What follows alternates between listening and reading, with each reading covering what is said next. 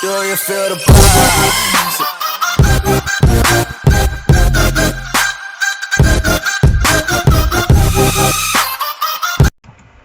Hello everybody, Dragon Slayer here, and today we'll be going over another Scratch tutorial.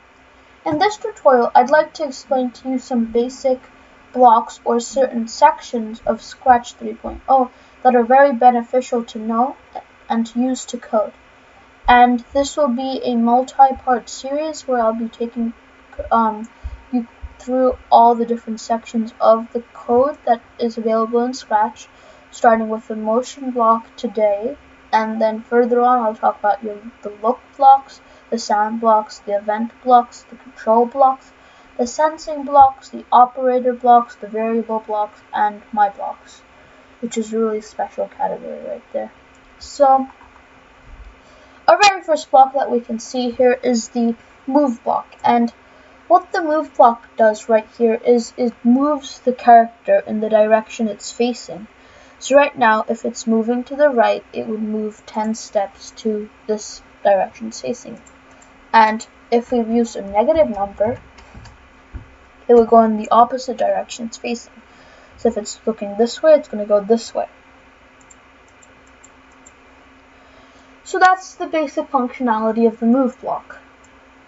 Moving on, we have our turn blocks, and there's the turn clockwise and the turn counterclockwise. So the turn clockwise is self-explanatory. It turns your sprite in your scene a certain amount of degrees, because if I activated this, you can see that it's now starting to turn. And the opposite of the clockwise turning is the counterclockwise turning, as you can see. And another thing that you would be able to do with this is, instead of having a positive number, you could put a negative number. And now instead of turning clockwise, it would turn counterclockwise in a clockwise block. So right now it says turn clockwise negative 15 degrees, which is the exact same thing as just saying turn counterclockwise 15 degrees. Because as you see, and it does the exact same thing, and that's what the turn degrees does. So we're done with 3 blocks. So let's go on to our 4th and our 5th. These are both blocks that you will use quite frequently when you're setting up your game for the very first time, when the player just comes in or loads up your game or starts a new level where you just want your sprites to be in a certain place and starts it again and again and again. Furthermore, you could also have the go to random position block, which is instead of just saying a fixed place, it will go to a completely random position. As you see here, if I just change this direction back to 90 so that it's nice and everything, we can say go to random position. And now it picks a random place on the screen and it goes to it.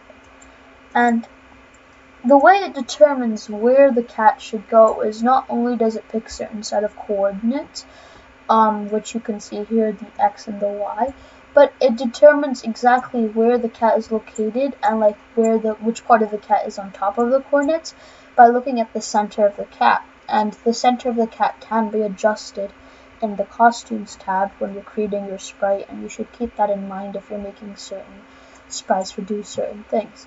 For example, if you could make a sprite here, you could make this cat's head be all the way up here while its center is here. So now, although it goes here as the center, the head's always going to be up a little bit. And what this could do is it could position the sprite relative to other sprites. So that's one useful thing about the center that you should know when you're starting to design your own sprites, or you're manipulating the position of the sprites relative to other sprites. And before I'm done with these blocks, the go-to also has other option is go to mouse pointer. And ideally your mouse pointer should be in the screen or the scene when this activates. So if I activated this, it would actually try to get to my mouse pointer, but since this isn't on the scene, it goes to the next nearest thing, which is right there. And if you saw here, if I move this down here and I clicked on this, it would actually now go to that corner. So that's what the go to mouse pointer block does. Now, there's another functionality of the go to block, and that is if I chose, let's say, a ball, right? And we went back to the cat. We could actually tell this cat to go to the ball immediately. And we just say go to the sprite, and you can choose any sprite in this scene. So the ball is in this scene, so I can choose the ball. And when I click on it, the cat goes to the ball. And with the go to X and Y, you can choose specific X and Y coordinates on a coordinate plane, which you cannot see the lines for, but they do exist. As if you did 0, 0, this is your origin right now. This is the center of your scene, and the higher up here both your numbers go, the more to the right it goes, and lower the more to the left. And that's just coordinates. So if I just said go to, let's say, 10, 10, or 1020, and we activated this, you could see now that will go to 1020, as you can see here in the panel right there. So that's what these two go-to blocks do. And our next two blocks that we can see here are the glide blocks. So the first block is the glide 1 second to random position, and the second is glide 1 second to X something and Y something. So apart from the glide a certain amount of seconds, the to random position and the X and Y coordinates are the exact same as if you would be using them in the go-to block. With the random position, you could choose a random position, a mouse pointer, or a sprite in the scene. So if I chose random position, it would actually, as you see here, fly or glide to another random point. If we said mouse pointer, it would try to glide to my mouse pointer. And you might have noticed a difference in the speeds. And the difference in that speeds is because this 1 second right here is telling it how much time it has to go from point A to point B, whether that be from one edge of the screen to the other edge of the screen, or just like 1 unit across. And the larger this number is, the slower the cat moves. So if I said go to the ball, right, and I put the ball here, the cat would move actually really slowly towards the ball. But if I stop that and then changed it to 1 second and I did this again, you'd see that it goes much faster. Similarly to the glide to 1 second to X coordinate and Y coordinate, you can choose a specific point on the coordinate plane and make it glide to there, and similar rules apply where the less time it has, the faster it usually will go, and the more time it has, the slower it will go, but it always takes the exact amount of time that you specified to reach from point A to point B. And after these glide blocks, our next blocks are the point blocks. And these do relate to these turn blocks too, as all 4 of these blocks actually manipulate the variable direction here. And let me just get your cat back here. Our turn block, if you see here when we rotate it clockwise, it increases this by 15. This decreases it by 15. And the amount it increases or decreases by changes by this number. While these point and directions block is actually setting the exact number, and you don't have to change it by increments.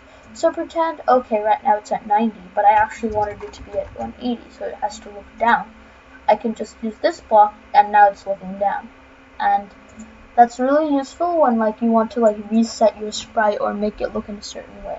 And the other thing is the point towards mouse pointer, or point towards a sprite in the scene.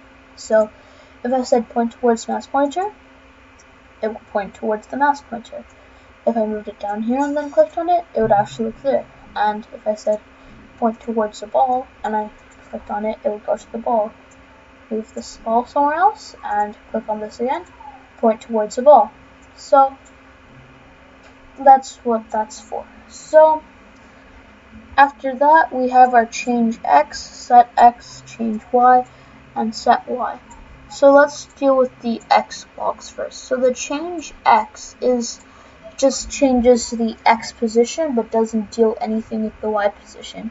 So what that means is that if I set this back to 90, this, not the ball, if I set the direction back to 90, not negative 90, positive 90, and there. So change X by 10, it would move along the x-axis by 10, but keep the y-axis the same. And similarly, a negative number would cause it to go backwards on the x-axis.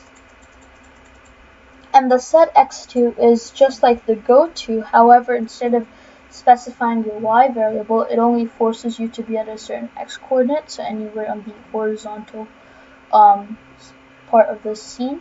So I could set my x to this, but I have full restriction on, or I have full, I can do whatever I want for the y value. So I can make it go all the way up here, and as long as the x is 59, it works. And it's a thing to know about this code is that if it's all the way up here, it doesn't try to go like this, it literally just tries to get, when you use the set x block, it will only move horizontally of the sprite. So if the y-axis or the y coordinate is something, it will stay that when this block is used. Similarly, the y blocks do not do anything to the x-axis, but instead manipulate the y-axis, or the sprite in relative to the y-axis. So the change y by will move it vertically up or down depending on whether the number in here is positive or negative. And then here the set y2 is what this will do is it will not care about where on the x position you are. However, on the y position, it will always set it to this number. So I could move it all the way here, and it would just move it up there. I could move it all the way, let's say, here, and it would move it right there. So on this horizontal 8, it can be anywhere in your screen, but it will just move onto the y-axis, which is 8. So this is what these two do. These are also, the change are used for movement, and the set are used just like the goto blocks. And something that you could do is these two blocks together and this block are equivalent, meaning that they do the exact same thing. If you see here, it goes there, and if I move this back here again, it goes there. So when you use these two blocks together, it's the same as if you're using one of these. Our next block is the if on edge bounce, and this is really useful for your very first games if you were following through my tutorials, and any other games you want to do where it involves your character touching the side. You might not want that to happen. So what the if on edge bounce block does is that if something is touching the edge, let's say this cat is touching the edge, and then I say to check on this, it's an if block, so it first checks if it's touching the edge. So it checks it touches the edge. Okay, so I'm touching the edge. So now what the cat does is it turns around in the opposite direction from the edge, and it actually moves out from the edge so that it's no more touching the edge. And when this would be useful is if you were making this cat move in a certain direction forever, and then if on edge bounce. So now it's immediately just going to turn around and continue its trip, and the edge will not bother it.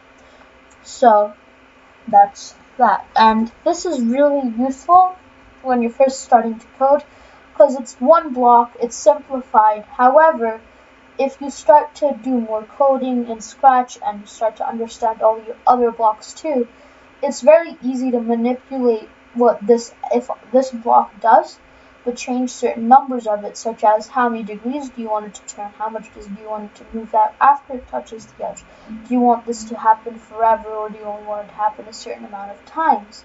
So this block right here can be recreated with other blocks that you would need to have some more knowledge about to use. And our final block that you can just click in like this is the set rotation style block. And this rotation style block works again with your direction blocks.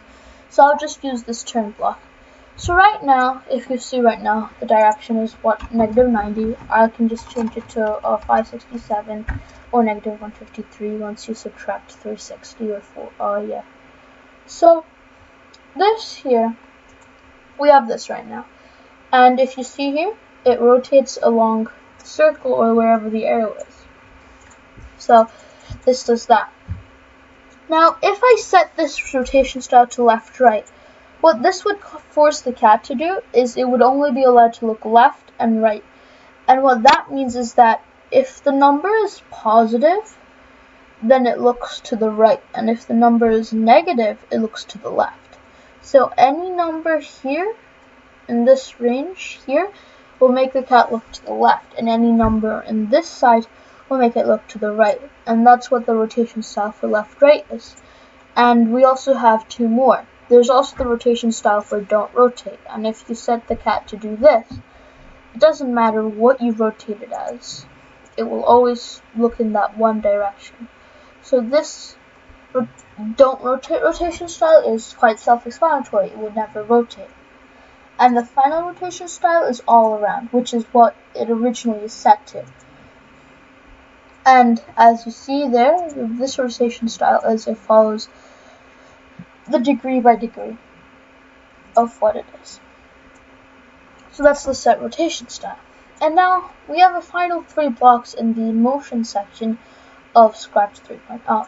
So we have X position, Y position, and direction. And if I just click these check boxes here, what you can actually now see is the actual value of these three variables.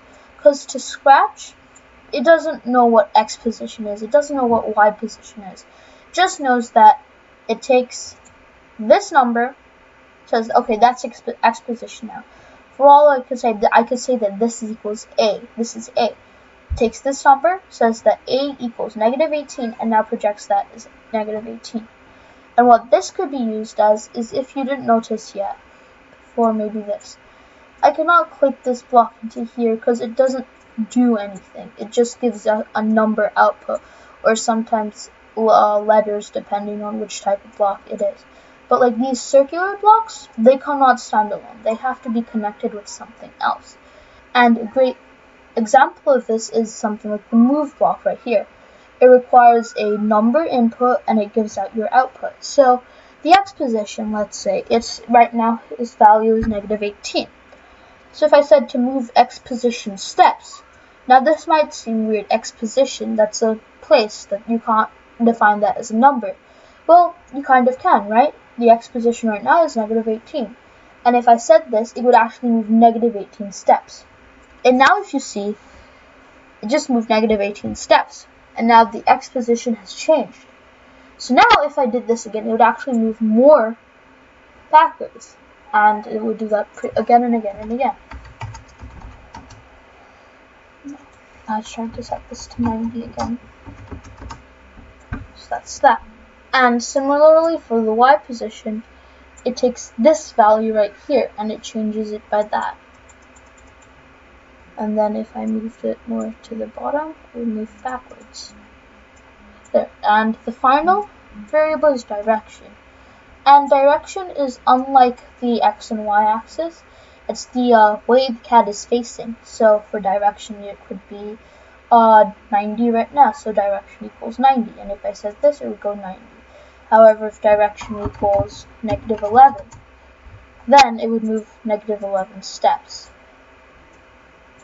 So, direction block, it just changes the, just takes the value for direction and just makes that your value. So these three blocks here, these are very useful when you're doing certain formulas or engines such as a gravity. If you wanted to add gravity to a game, some gravity engines would use the X position and Y position blocks, as the higher the X position, the faster it would fall in the end, or the higher the Y position, the faster it would fall, and so on. So these three blocks here are very useful when you start to go into higher coding or like operators, which I'll go over soon. And like when you're using these three blocks, you cannot use them alone. Remember that. You have to use them with other blocks that use numbers to give an output. So if you wanted to know what your X position, Y position, direction blocks are actually giving out as an output, you could just click the check marks on the side and you can see exactly what they're giving. Right now, cat X position equals negative 10. So if I use the X position block in any block, it would actually use the number -10, it would replace this with -10. Similarly, y position is 16 and direction is 90. I have a little challenge for you guys before I wrap up this video, and that is, we see the change x, we see the change y by, and that allows us to move horizontally and diagonally, and the move block, which lets the cat move in the direction it's facing. Make a code using only motion blocks, and then click on it, and make the cat move diagonally. Not left, not right, not up, or not down. Make it move diagonally. Pause the video right now and try that out, and let's see if you can get it. Or this is your last chance to do it. Okay, so you done that. Hope you did anyways. So, if you see here, right now it's pointing 90 degrees. And I'd say we should use the move block, because the move block doesn't just move in a certain fixed direction. It actually moves in the direction your sprite is pointing in. So right now it's pointing in the 90 degrees, so it moves 10 steps in the 90 degrees form. However, if I use this block right here and made it look diagonally right now, and then I use this move 10 steps block, it's going to move diagonally. And as you see, as a result, you start to get decimal x position and y position, because it's never now exactly on the coordinate plane. It's now like at a decimal value or a fractional value. And so that's how you would do diagonal movement, which is really useful because in some games you just don't want it to go up and down. You might want it to go diagonally. And so, wrapping it up now, what motion blocks are for is just to manipulate your sprites in the scene. Make them do what you want them to do, move to certain places, stop in certain places, turn around, teleport, fly. Motion is what you'd look for in those instances. Mastering motion is very, very important if you want to move on with making games in Scratch, as being able to use these blocks in certain ways will let you make your characters move in really intuitive ways, such as making gravity, as right now, if this cat was up here, it wouldn't start falling down to the ground. It stays in the air. However, with primarily just motion blocks, you can actually make this cat experience gravity, where if it's really high in the air, it's actually going to start falling down faster and faster until it touches the ground. And similarly, you can go up and down, it will always make it go back to the ground. So, that's the basics of motion for you. I hope you enjoyed, and I hope you like, subscribe, and share this with anyone who you think is going to enjoy learning how to begin Scratch and learn the basics. Until next time, bye!